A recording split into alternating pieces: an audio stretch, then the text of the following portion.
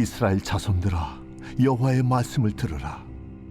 여호와께서 이 땅 주민과 논쟁하시나니 이 땅에는 진실도 없고 인애도 없고 하나님을 아는 지식도 없고 오직 저주와 속임과 살인과 도둑질과 간음뿐이요 포악하여 피가 피를 뒤이음이라. 그러므로 이 땅이 슬퍼하며 거기 사는 자와 들짐승과 공중에 나는 새가 다 쇠잔할 것이요 바다의 고기도 없어지리라. 그러나 어떤 사람이든지 다투지도 말며 책망하지도 말라. 네 백성들이 제사장과 다투는 자처럼 되었음이니라. 너는 낮에 넘어지겠고 너와 함께 있는 선지자는 밤에 넘어지리라. 내가 네 어머니를 멸하리라. 내 백성이 지식이 없음으로 망하는도다. 내가 지식을 버렸으니 나도 너를 버려 내 제사장이 되지 못하게 할 것이요 내가 내 하나님의 율법을 잊었으니 나도 내 자녀들을 잊어버리리라. 그들은 번성할수록 내게 범죄하니 내가 그들의 영화를 변하여 욕이 되게 하리라. 그들이 내 백성의 속죄 제물을 먹고 그 마음을 그들의 죄악에 두는도다. 장차는 백성이나 제사장이나 동일함이라. 내가 그들의 행실대로 벌하며 그들의 행위대로 갚으리라. 그들이 먹어도 배부르지 아니하며 음행하여도 수요가 늘지 못하니 이는 여호와를 버리고 따르지 아니하였음이니라. 오늘도 우리의 연약함과 교만한 마음을 주님 앞에 내려놓고 오늘도 내게 주신 하나님의 말씀으로 여러분의 심령이 가득 채워지고 그 말씀이 나에게 주어졌을 때 우리가 듣고 같이 깨닫고 또 같이 적용하고 순종하는 그런 복된 하루의 삶이 되시기를 주의 이름으로 축복합니다. 그대는 나를 알아도 나는 그대를 잘 모릅니다 라고 하는 제목으로 오늘 토요 새벽 예배 말씀 함께 나누도록 하겠습니다. 호세아서가 총 14장으로 구성되어 있는데요. 총 이 부분을 두 구분으로 좀 나누어 봐서 생각을 해본다면 1장부터 3장까지는 우리가 호세아와 고멜에 대한 이야기로 구성이 되어 있다라고 보여질 수 있습니다. 특별히 하나님께서 북이스라엘을 향해서 호세아라고 하는 선지자를 사용하셔서 고멜이라고 하는 음탕한 여인과 함께 결혼하며 가정을 이끌어가는 그 이야기를 통해서 북이스라엘의 우상 숭배의 그 실상을 하나님께서 예로 우리에게 설명해 주고 있는 내용이 이제 1절부터 3장까지의 내용입니다. 그리고 이제 4장부터 마지막까지는 이제 호세아와 고멜의 이야기는 등장하지는 않고요. 이제는 본격적으로 하나님께서 이스라엘 백성들이 짓고 있는 그 죄에 대한 실상을 직접적으로 하나님이 마치 고발하듯 그렇게 설명하시는 내용으로 오늘 4장부터는 계속해서 내용들이 기록되어 있습니다. 그래서 이제 저희가 앞으로 4장 이후의 말씀을 이제 매일매일 같이 큐티를 하게 될 텐데 좀 부담스러운 말씀도 있을 것이고 또 위로와 사랑과 또 회복의 말씀도 물론 들어가 있기는 하지만 앞으로 우리가 다루게 될 주된 내용이 바로 북이스라엘의 죄를 드러내는 이야기입니다. 그것이 단순히 북이스라엘의 죄가 아니라 주신 말씀을 통해서 저의 죄를 드러내 보여주시고 또 여러분들의 죄를 드러내 보여주셨을 때에 그것을 애써 감추는 것이 아니라 하나님 앞에 철저하게 그 죄를 회개하고 또 씻음받고 다시금 그 죄에서 자유함을 얻을 수 있는 저와 여러분들의 삶이 계속해서 이어지기를 주의 이름으로 축복합니다. 여러분, 북이스라엘이 왜 하나님으로부터 이렇게 징계를 받았는가? 자, 1절부터 10절까지 오늘 우리가 함께 본문을 읽었는데요. 이 내용 자체가 마치 법정에서 우리 하나님이 검사로 등장을 하시고 그리고 북이스라엘 백성들이 마치 피고인처럼 그런 피고를 향하여 검사가 아주 조목조목 하나씩 하나씩 당신들이 지은 죄가 무엇인지를 굉장히 신문하는 어떤 그러한 분위기와 뉘앙스가 물씬 풍기는 그런 내용이기도 합니다. 이런 내용들을 묵상하면서 왜 이스라엘 백성들이 마치 법정에서 피고인처럼 아무 말도 하지 못하는 이러한 상황 속에 치닫게 되어졌는가? 자, 그 이유가 무엇인가라고 하는 부분으로 우리가 한번 본문을 한번 생각해 볼 때에 다른 무엇보다 오늘 본문은 우리에게 명확하게 그들이 하나님을 아는 지식이 없었기 때문이다라는 것입니다. 진실도 없고 인애도 없고 이 모든 것이 없다 보니 결국은 하나님을 아는 지식이 없게 되어졌기 때문에 이러한 현상이 치닫게 되었다라고 하는 것을 우리가 볼 수 있는데요. 마찬가지입니다. 우리가 하나님을 사랑하고 하나님의 자녀로 이 땅을 살아가고 있지만 우리도 하나님을 아는 지식이 없으면 훗날 하나님 앞에 이러한 신문을 받는 것과 같은 이러한 우리의 위치에 우리의 모습이 설 수도 있다라는 것을 다시 한번 기억하면서 하나님을 아는 지식이 도대체 무엇이고 그 하나님을 아는 지식이 오늘은 나에게도 있는지 한번 나 자신을 한번 돌아보는 그런 시간이 되었으면 좋겠습니다. 1절 마지막 부분에 보면 하나님을 아는 지식이 없다라고 하는 이 표현을 영어 표현으로는 바로 이 땅 가운데에 하나님을 인정하지 않는다 이렇게 표현을 하고 있는 것을 보게 됩니다. 하나님을 인정하지 않는다. 여러분, 이스라엘 백성들이 하나님을 인정하지 않았기 때문에 하나님의 존재 자체를 인정하지 않았기 때문에 이렇게 피고처럼 신문을 받는 자리에 서게 된 것일까요? 이스라엘 백성들은 하나님을 인정하는 사람들입니다. 그 말은 저와 여러분들도 하나님을 인정하는 사람들입니다. 그럼에도 불구하고 이 본문의 말씀이 오늘 나에게 주어지는 말씀이라면 북이스라엘 백성들도 하나님을 인정하고 나도 하나님을 인정하며 이 땅을 살아가는데 왜 이들은 신문받는 자리에 서 있다면 혹시 내가 하나님을 인정하는 그 인정함이 혹시 뭔가 잘못된 부분은 있지 않을까를 한번 생각해 봐야 되는 것이죠. 자, 그런 의미에서 북이스라엘 백성들이 하나님을 인정하고 하나님의 하나님 되심을 그들이 정말로 고백하며 살았던 삶의 아주 중요한 한 면이 있습니다. 그것이 뭐냐면 하나님 앞에 제사를 드리는 거죠. 오늘 우리가 함께 예배 드리는 것과 마찬가지입니다. 그렇기 때문에 이스라엘 백성들은 뭐 남유다나 북이스라엘을 상관없이 하나님이 선택한 민족에게 주셨던 하나님의 제사, 예배, 이 예배와 제사를 통해서 하나님이 이스라엘 백성들과 공식적으로 만나주겠다라고 하는 그 성막으로부터 시작되어지는 하나님과의 만남의 그 아름다운 시간을 하나님이 다른 것으로 주지 않으셨습니다. 100% 예배를 통해서 제사를 통해서 하나님이 이스라엘 백성들과 만나주시겠다라고 약속하셨고 그리고 성막을 중심으로 하나님께서 내가 이곳에 임재하여서 이곳에 찾아오는 모든 이스라엘 백성들 물론 대제사장을 통해서 이들은 만나게 되었지만 대제사장을 통해 하나님께 드려지는 이 제사와 예배를 통해 내가 이스라엘 백성 전체의 죄를 용서해 줄 수 있다라고 하는 그 언약의 관계를 통해서 하나님께 이스라엘 백성들이 제사를 통해 나아간 것입니다. 예배를 통해 나아가신 것입니다. 자, 그렇게 따지고 본다면 아브라함이 그들의 믿음의 조상이다라고 말을 보통 하니까 자, 아브라함으로부터 한번 기준을 삼아서 시작해 본다면 지금 이스라엘 백성들이 이 본문의 말씀을 함께 읽고 있는 이 시점까지를 보면 약 1500년의 시간이 흐른 겁니다. 그러니까 북이스라엘 백성들은 1500년 동안 하나님 앞에 제사를 쉰 적이 없어요. 하나님 앞에 안식일을 지키지 않은 적이 없습니다. 매일매일 하나님 앞에 이 동물의 각을 뜨고 모든 것들을 다 끄집어내서 조각 하나 남김없이 완전히 그 정체성이 없어질 만큼 불로 태워서 그 향기로 그 연기로 하나님 앞에 번제를 드리지 않은 적이 없었던 백성이 바로 북이스라엘 백성들이다라는 겁니다. 그러니까 이들은요.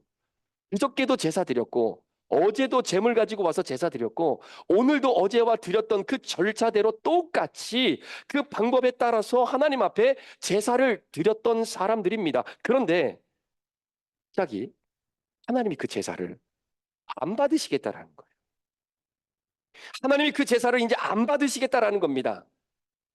그저께도 분명히 드렸고 어제도 드렸고 오늘도 똑같이 그 제사를 아무런 하자 없이 절차대로 제사를 드렸는데 하나님이 제사를 더 이상 안 받으시겠다라는 것이죠.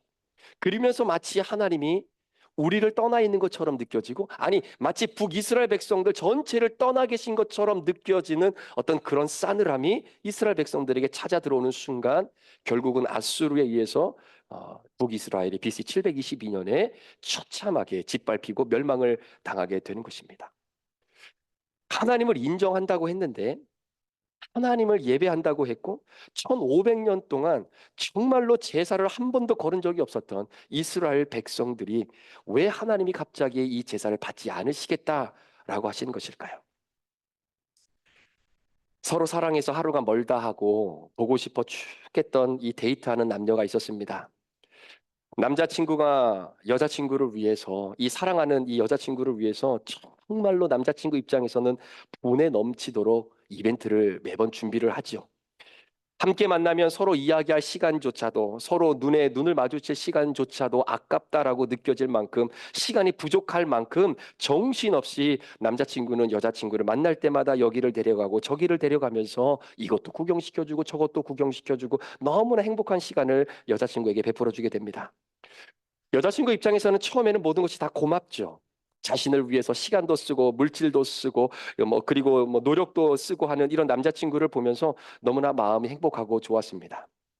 때로는 만날 때마다 여자친구가 몸이 좋지 않고 또 때로는 힘이 들 때도 좀 있긴 했지만, 그래도 만나면 여전히 예전과 동일하게 남자친구는 정신없이 여자친구를 구경시켜 준다고 여기저기를 끊임없이 끌고 다니면서 구경을 시켜주게 되죠. 그러다 어느 날 갑자기 여자친구가 이별을 통보한 겁니다. 그러면서 하는 얘기가, 내가 너를 만나서 교제하는 것은 서로가 함께 이야기도 하고 서로의 삶을 돌아보면서 함께 성장하기를 원했던, 왜 내 마음을 너는 그렇게도 몰라주니? 결국은 남자친구는 그래도 진짜 여자친구를 사랑해서 그렇게 했는데, 내가 너를 너무나 사랑하고 좋아해서 너를 위해서 내가 이렇게 준비한 것인데, 결국은 그 이별 통지를 받고 나서 마음이 무너지게 되는 것이죠. 정작 여자친구의 마음과 의도를 아는 바로 그 지식이 남자친구에게 없었기 때문입니다. 예를 들면 여자친구는요, 딸기를 먹으면요, 알러지가 있어서 막 숨을 못 쉬는 그러한 알러지가 있는 그러한 여자친구였어요. 근데 남자친구가 이 지식이 없는 겁니다. 그러면서 남자친구가 여자친구에게 난 널 사랑해, 진짜 사랑해, 그러면서 딸기를 엄청나게 선물해 주는 거예요. 여러분, 이거 사랑 맞습니다. 남자친구가 여자친구를 사랑해서 그렇게 고백하고 행동하는 행동, 사랑 맞습니다. 그런데 그 사랑이, 예, 한 사람의 마음을 후벼 파는 거예요. 내가 정말로 그 사람을 사랑하는데 그 사랑이 내 사랑의 대상의 이 가슴을 정말로 후벼 파게 되는 바로 그러한 것. 왜 이러한 현상이 벌어지게 됩니까? 이유는 하나입니다. 그 여자친구에 대해서 아는 지식이 없기 때문입니다. 자, 오늘 6절 말씀에 보면 내 백성이 지식이 없으므로 망했다라는 겁니다. 내 백성이 지식이 없어서 망했다라는 이야기죠. 하나님의 본심을 모르니 여러분 어찌 하나님을 사랑할 수 있겠습니까? 같은 맥락입니다. 하나님을 인정하고 하나님을 사랑하는데 하나님이 나에게 무엇을 원하시는지에 대한 지식이 없다라는 거예요. 여러분, 지식이 없는 것은 죄입니다.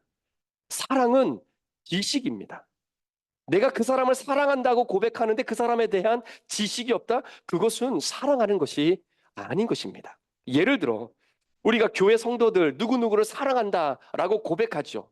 그런데 그 사랑하는 사람에 대한 지식이 없어요. 지식이 없으면 그건 사랑하는 게 아닌 겁니다.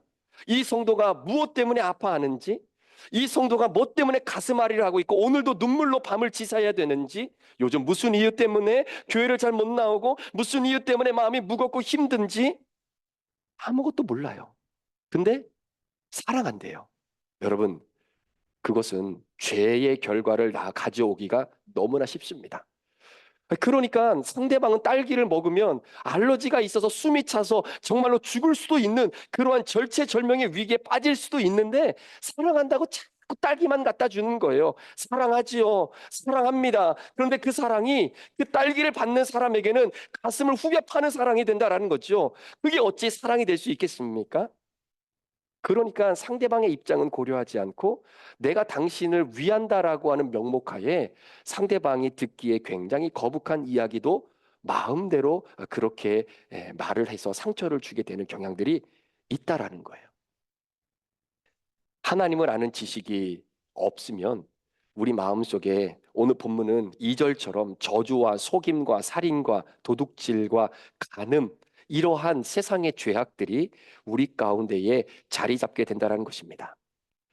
그런데 이 저주, 속임수, 살인, 도둑질, 간음, 이거를 가만히 생각해 보니까요, 내가 상대방을 사랑한다라고 하면서 그 사랑의 욕구, 그리고 내가 상대방을 사랑해야 된다라고 하는 단순한 어떤 책임감, 의무적인 사랑, 상대를 알고자 하는 지식이 없는 내 입장에서 출발되어지는 사랑, 상대를 이해하는 사랑이 가득하게 내 마음속에 결핍되어졌을 때에 나타나는 현상들이 저주와 속임과 살인과 도둑질과 간음이라는 거예요. 그러면 예전에 뉴스에 보면 이런 사건이 있었던 적이 있었습니다. 남자친구가요, 여자친구를 비참하게 살해했어요. 그래가지고 경찰에 잡혀서 이제는 이제 신문을 받으러 막 들어오는데 너무나 엽기적으로 살인을 하니까 이제 기자들이 이제는 이제 신문을 받으러 들어가는 이 살인자를 향해서 막 기자들이 물어봅니까? 왜 여자친구를 살해했습니까? 왜 여자친구를 살해한 이유가 뭡니까? 막 이렇게 물어보니까 이 사람이 고개를 푹 숙이고 하는 얘기가 뭐냐면 저는 진짜로 내 여자친구를 사랑했습니다. 저는 그 사람을 진짜 사랑했습니다. 이 말하고 그냥 들어가 버리는 거예요. 여러분, 그게 정말 사랑입니까? 사랑했겠죠. 정말 사랑했을 겁니다. 그런데 그 사랑이 그 여자친구의 마음을 후벼 파는 사랑. 그 여자친구가 무엇을 원하는지를 아는 지식이 없는 사랑의 최절정이 저주와 속임과 살인과 도둑과 간음이다라는 것이죠. 하나님을 아는 지식이 없으면 신앙이 형식화가 되어집니다. 하나님이 진짜 나를 위해서 무엇을 원하는지를 아는 지식이 없으면 신앙이 율법적으로 빠져들 수밖에 없습니다. 종교인으로 전락할 수밖에 없습니다. 그 대표적인 가장 위험한 사람이 바로 목사와 같은 저고요. 그리고 그 목사와 함께 신앙의 여정을 걸어가는 바로 성도들, 백성들, 하나님을 아는 지식이 없으면 그렇게 형식화되어지고 종교화되어지는 사람으로 전락되어질 수 있는 것입니다. 오늘 보면 4절의 말씀을 보십시오. 아, 그러나 어떤 사람이든지 다투지도 말며 책망하지도 말라. 내 백성들이 제사장과 다투는 자처럼 되었습니다. 너는 낮에 넘어지겠고 너와 함께 있는 선지자는 밤에 넘어지리라. 내가 내 어머니를 멸하리라. 6절입니다. 내 백성이 지식이 없으므로 망하는도다. 내가 지식을 버렸으니 나도 너를 버려 내 제사장이 되지 못하게 할 것이요. 내가 내 하나님의 율법을 잊었으니 나도 내 자녀들을 잊으리라. 라고 고백합니다. 제사장들의 타락을 지금 이야기하고 있는데 이 북이스라엘이 호세아가 활동하고 있었던 당시에는 여러분 말씀드렸던 것처럼 이 북이스라엘은 엄청난 풍성함을 누리고 있었던 시대입니다. 전무후무할 정도로 북이스라엘의 역사 가운데에 최고의 절정을 달리고 있었던 때였기 때문에 굉장히 풍요로움을 제대로 관리하지 못한 제사장, 풍요와 풍성함의 은혜를 말씀과 은혜 가운데 관리하지 못한 이스라엘 백성들에게 임하는 하나님의 심판의 메시지가 사실 계속해서 이제 앞으로 흘러가게 될 건데요. 자, 그때 오늘 하나님께서 제사장들을 향해 말하는 겁니다. 너희들이 벌건 대낮에 비틀거리고 있다라는 거예요. 벌건 대낮에 제사장으로서의 감당할 책임과 역할은 모두 다 내팽개 쳐버리고 그 풍부함 속에 완전히 함몰되어져서 하나님을 향하여 제사와 예배를 집내야 할 바로 이 제사장들이 벌건 대낮에 비틀거리고 다니고 있다는 것을 지적하고 있는 겁니다. 이런 제사장을 따르는 선지자들도 밤새 비틀거리고 있다라는 거예요. 그러니까 하나님을 가장 인정해야 되고 성도들을 백성들을 제사와 예식을 통해서 하나님 앞으로 인도하고 이끌어야 될 영적인 지도자들이 밤에도 낮에도 비틀비틀거리고 살아가고 있다라는 겁니다. 이게 왜 그러냐면 하나님을 아는 지식이 이들에게 없기 때문이에요. 하나님을 아는 지식이 없기 때문입니다. 당연히 이런 제사장들이 어떻게 백성들을 영적으로 이끌어갈 수 있겠느냐라는 것이죠. 본인들도 하나님이 내게 무엇을 요구하시는지에 대한 지식이 없는데 어떻게 백성들에게 하나님이 당신들을 위해 이러이러한 것을 요구하고 계십니다라고 하는 그 지식을 어떻게 백성들에게 전해줄 수 있겠느냐라는 것이죠. 그러니까 9절에 하나님 이렇게 고백하시는 겁니다. 백성이나 제사장이나 똑같다라는 거예요. 누가 백성이고 누가 제사장인지 구분이 안 된다라는 겁니다. 결국 그들이 가지고 있었던 열심과 최선과 헌신을 다해서 제사는 드린다니까요. 1500년 동안 제사를 거른 적이 없다니까요. 안식일을 지키지 않은 적이 없었다니까요. 번제를 드리지 않은 적이 없었다니까요. 그런데 상대방을 아는 지식이 없다 보니 나의 열심과 열정과 나의 그 헌신이 하나님의 마음을 후벼 파는 겁니다. 혹시 여러분들 가운데에 어, 가까운 곳에 부모님이 살고 계신 우리 성도님들이 혹시 계신다면, 저처럼 한국에 계시느라 멀리 떨어져 있다면 좀 상황이 다를 수 있겠지만, 혹시 여러분 주변에 부모님들이 가까이 살고 계신다면, 여러분 자주자주 찾아가서 뵈십시오. 어떤 명절이 되거나 또 어떤 뭐 애니버서리나 이런 것들 어떤 이벤트 이런 어떤 특별히 축복해 드려야 될 그런 날들이 있을 때 여러분 바쁘시다고 그냥 봉투만 넣어서 여러분 돈만 드리지 마시고요. 물론 돈도 좋아하시겠지만 돈만 드리지 마시고 가능한 시간이 되시면 많이 많이 찾아뵈십시오. 연세가 들어가면 들어갈수록 부모님들이 바라고 소망하는 것은 그 봉투에 들어있는 돈이 얼마겠느냐 이거를 따지는 것이 아니지 않습니까? 물론 돈을 주시면 우리 용돈을 드리면 부모님이 야 고맙다 고맙다 너도 힘들고 어려운데 뭘 이렇게 매번 이걸 챙기냐 다음부터는 그러지 말아라 라고 해도 꼭 봉투는 주시고요. 그 마음 속에는 야 나는 돈이 필요한 게 아니라 네가 좀 한번 왔으면 좋겠어. 나는 네가 좀 한번 찾아왔으면 좋겠어. 라고 하는 그 마음이 사실은 그 말씀 안에 내포되어져 있는 것이죠. 내 부모가 나에게 원하는 것이 무엇인지를 아는 지식이 있는 자녀들, 마찬가지입니다. 하나님께서 이스라엘 백성들에게 이 말씀을 하시는 거예요. 내가 너희들의 열심을 언제 요구했냐? 언제 내가 너희들에게 소하고 양 보내라고 얘기했냐? 내가 언제 너희들에게 너희가 열심히 수고해서 얻은 그 곡식 가져오라고 내가 그거 보내라고 언제 내가 너희들에게 이야기했냐? 왜 그거 아니야? 나는 너희들에게 보낸 소와 양을 너희들이 나에게 보내라고 얘기하는 것이 아니라 나는 내 신부 네가 보고 싶어. 신부와 함께 하고 싶은데 왜 너는 그걸 그렇게 모르느냐? 이게 하나님이 원하시는 거죠. 이스라엘 백성들은 제사를 드릴 때 가장 고귀하고 아름다운 흠이 없는 티가 없는 그런 물질, 그러한 소, 그런 양, 그거 하나님께 1500년 동안 계속 보냈어요. 하나님 이거면 됐죠? 이거 제사 드리면 됐죠? 이거 번제로 잡아드리면 되는 거죠? 그것만 계속해서 드렸더니 하나님 말씀하시는 게 내가 언제 너희들한테 소 보내라고 얘기했냐? 언제 양 보내라고 얘기했냐? 나는 네가 보고 싶은 거야. 네가 보고 싶은 거야. 언제 내가 너의 열심을 나에게 보여달라고 얘기했냐? 언제 내가 너의 종교적 책임을 다하는 열정을 나에게 보여달라고 내가 얘기했냐? 소 보내지 말고 양 보내지 말고 이제는 네가 와. 네가 와. 여러분 신앙생활의 기쁨이 느껴지십니까? 말씀을 보고 예배를 빠지지 않고 헌금 생활도 잘하고 나름대로 최선을 다한다고 하는데 신앙의 행복과 감사가 여러분의 심령 속에 잘 채워져 있으십니까? 만약에 그렇지 않다면 한번 체크해 보십시오. 하나님이 내게 원하시는 것이 무엇인지에 대한 그 지식이 오늘도 나에게 있는지. 그러니까 이 말씀을 준비하면서 두려운 거예요, 저도. 담임으로서 최선을 다해서 나름대로 열심히 한다고 하면서 이 자리에 서서 말씀도 전하고 설교도 하고 성도들과 함께 신앙의 여정을 걸어가는데 갑자기 하나님 어느 순간 저에게 야, 너 언제쯤 나한테 올래? 이런 말씀이 나에게 들려질까 봐 굉장히 두려운 마음이 있는 겁니다. 자, 그러면 오늘 말씀의 결론인데요. 그럼 하나님이 나에게 요구하시고 원하시는 그 지식이 무엇인지를 어떻게 알겠습니까? 어떻게 알겠어요?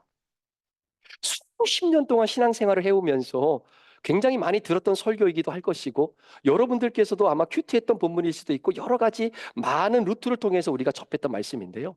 그래도 결론은 하나입니다. 하나님이 나에게 원하시고 요구하시는 그 지식이 무엇인지를 어떻게 알겠느냐라는 거예요. 그걸 알아야 그 지식을 가지고 하나님을 사랑할 수 있지 않겠습니까? 저는 그것이 뭐 눈을 감고 그냥 오늘은 어떤 말씀을 주실까 하고 딱 성경을 폈는데 그냥 중간에 있는 말씀을 딱 읽고 아 이거구나 이거는 그냥 점 보는 거하고 똑같은 거고요. 매일매일 하나님이 주시는 그 말씀을 통해서 그날 하나님이 내게 원하시는 것이 무엇인지 이 말씀 안에 그 정답이 들어 있습니다. 그러니까 여러분 큐티하지 않고 말씀 가까이 하지 않으면 죄송하지만 하나님이 내게 무엇을 원하시는지에 대한 지식을 얻을 수가 없어요. 어떠한 다른 방법을 통해서도 얻을 수 없습니다. 하나님께서 여러분들에게 매일매일 하나님이 여러분들을 기다리고 계시는 거잖아요. 여러분들이 열심히 살았던 그 삶의 모습, 그 열매, 물론 그것도 하나님이 기뻐하시겠지만 하나님이 내가 언제 그거 보내라고 했냐? 내가 언제 정신없이 24시간에 눈코뜰 새 없이 그렇게 바쁘게 사는 그 바쁨의 삶을 내가 언제 너한테 요구했느냐? 나는 너랑 함께 있고 싶다. 네가 좀 왔으면 좋겠다. 그 시간이 큐티책 피고 하나님의 말씀을 묵상하는 그 짧은 시간, 그 시간을 하나님이 기다리고 계시고 그 시간을 통해서 하나님이 저와 여러분들에게 무엇을 요구하시는지 알게 하실 지식을 우리에게 말씀해 주실 것입니다. 소망하며 기도하기는 저와 여러분들이 하나님을 아는 지식이 많아졌으면 좋겠습니다. 나를 향한 하나님의 지식, 무엇을 오늘 내게 요구하시는 것이 무엇인지를 깨닫게 된다면 그걸 순종하십시오. 그리고 적용하십시오. 그러면 여러분들이 또한 예배를 하나님 앞에 올려드린 그 제사보다 하나님이 기뻐하시는 바로 그 시간이 되실 것입니다. 함께 기도하시겠습니다.